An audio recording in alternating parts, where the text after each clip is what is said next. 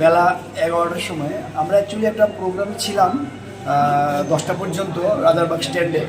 ওই পুলিশের 150 বছর পূর্তি উপলক্ষে একটা প্রোগ্রাম হয়েছিল, সেখানে আমরা সবাই ছিলাম বিএমএসের কার্যকর্তারা।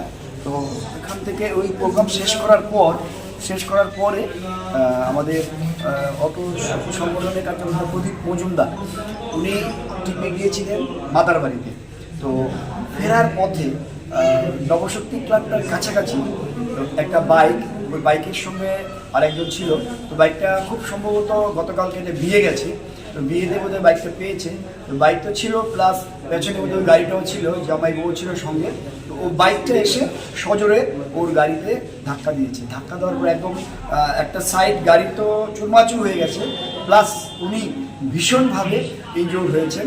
আমরা এখন দেখলাম যেটা যে ওনার কোন সাইডটা, ডাইন সাইড, রাইট সাইডটা এখানে বোনও খুব এফেক্ট হয়েছে, প্লাস চোখের যে নিচে এখানেও এফেক্ট, অর্থাৎ ডান সাইডটা প্রচণ্ডভাবে এফেক্ট হয়েছে। এখনও আমরা কিছু বুঝতে পারছি না কি হয়েছে।